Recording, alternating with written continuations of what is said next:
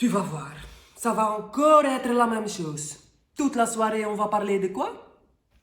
D'écologie. Avant, avec ma meilleure amie, on gossipait, on stalkait les comptes Insta, on checkait nos futures inspirations photos et on terminait par une graillance totale avec une bonne grosse entrecôte, grillée, sauce béarnaise.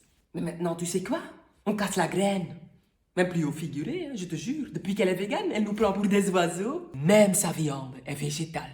Mais le pire, c'est son kiff pour les containers. Ah ben oui! Comme elle dit que les dates de péremption, c'est juste pour faire consommer, ah ben son grand sport, écoute-moi bien, c'est de récupérer des trucs périmés pour lutter contre le gaspillage. Et c'est qui qu'elle nourrit avec ça?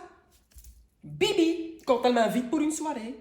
Manger ce que les autres ont jeté, je dois vomir. Non, vraiment, je la reconnais plus. Complètement lessivée du cerveau, la pauvre. Et avec du savon bio, s'il te plaît. Purée Dieu, que c'est chiant. Elle achète plus rien.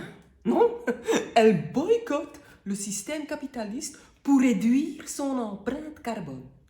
Fini nos sorties shopping hebdomadaires. Elle s'habille en déjà mis. Allez, en deuxième main. Des pulls beaucoup trop grands, des pantalons en grosse laine, difformes, affreux. Affreux, je te dis. Un vrai contraceptif naturel. Oui, ça c'est clair.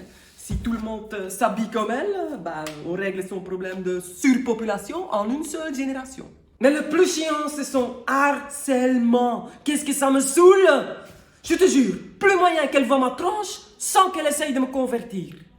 Tu sais, en fait, moi, au départ, je suis pas contre la planète. Mais elle me crispe tellement que quand je suis avec elle, je fais tout pour gaspiller le plus possible, rien que pour l'agacer. Je laisse les fenêtres grandes ouvertes, ventilation contre le virus, chauffage à fond, j'allume les lumières dans toute la maison et je laisse exprès couler l'eau quand je fais la vaisselle. Ça marche. Elle enrage. Bon, c'est vrai qu'à moi, ça finit par me coûter un os, ce petit combat. J'espère qu'à un moment, elle va comprendre que c'est contre-productif, toute cette pression.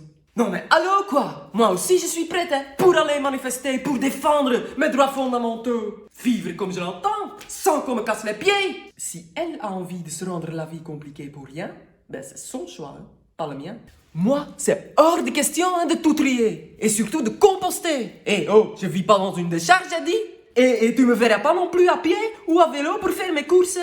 Et je continuerai d'acheter mes produits avec OGM. OGM. Et mon eau en bouteille. Vive le plastique, je dis. Ah bah oui, il faut pas oublier que c'est grâce à lui qu'on est sorti du Moyen-Âge. Je lui laisse ces sacs à vrac en coton, ces bocaux réutilisables, ces produits de commerce équitables et toutes ces biomythes véganes qui vont dedans. Non, c'est quoi ça, cette nouvelle religion de Gaïa, la mère divine? Faut ouvrir les yeux, les gars. Tout ça, c'est pour nous priver de notre liberté. Ils veulent nous imposer leur dictature verte. Heureusement qu'il y a le greenwashing pour tirer profit de ce mouvement de fou. Facile. Il suffit de dire qu'un produit est vert et tu le vends plus cher.